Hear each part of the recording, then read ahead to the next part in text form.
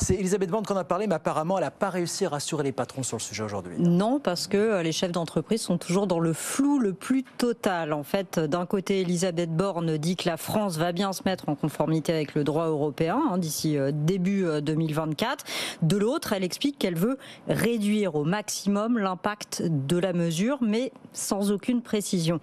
Donc, toutes les interrogations continuent de se poser. La mesure sera-t-elle rétroactive depuis 2009, date d'entrée en vigueur du traité de Lisbonne?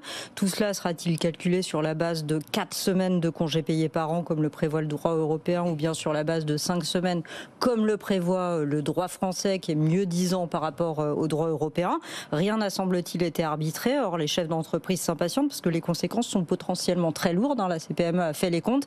Elle considère que cette mesure pourrait coûter 2,5 milliards d'euros par an aux entreprises. Une nouvelle réunion est prévue demain entre les organisations patronales et le ministère du Travail sur ce sujet pour essayer d'avancer.